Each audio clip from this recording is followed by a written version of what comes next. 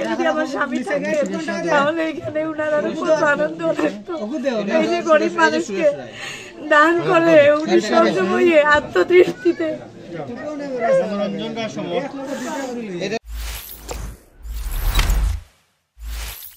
স্বামীরা আমাদের ভাইয়েরা নিশ্চিন্ত মনে ঘরে এসে ঘুমাতে পারবে এটা আমাদের জানা নাই।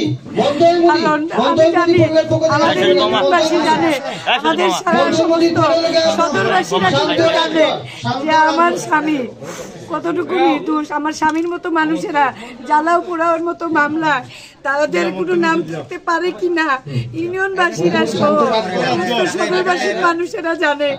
আওয়ামী লীগ বিএনপির মানুষেরা যে কোনো মানে আপনার যথারীতি যতগুলো দল আছে সব দলের সদস্যরাই তো আমাদের ইউনিয়নে বাস করে, কিন্তু আপনি যতটা মানুষের কাছে জিজ্ঞাসা করবেন সবাই বলবেন যে চেয়ারম্যান সাহেব এই ধরনের না। শুধু চেয়ারম্যান সাহেব নয়, অনেক নিরীহ মানুষ যারা রাজনীতি করেনি তারাও কিন্তু বিভিন্ন মামলা হামলা সবকিছুর শিকার করেছে।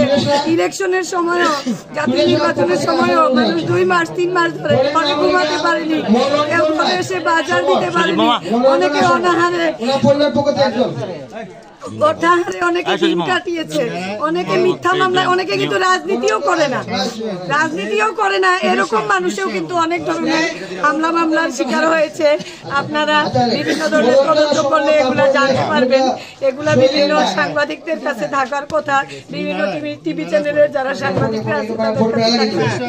আজকে যে আমার স্বামী নেই, আজকে যদি আমার স্বামী থাকে তাহলে এখানে উনার আরো কত আনন্দ লাগতো। এই যে গরিব মানুষকে দান করে উনি সবসময় আত্মতৃপ্তিতে আত্মতৃপ্তি পান। কিন্তু আজকে যে উনি নাই, আমার একটুকুই মানে এই লাগতেছে এতগুলো মানুষকে সাহায্য করছি, উনি মনে হয় নিজের চোখে দেখলে কতই না খুশি হতেন। এটাই ভেবে আমার বেশি খারাপ লাগতেছে। আপনাদের কাছে দোয়া চাচ্ছি যাতে আমার স্বামী বের হয়ে যায়।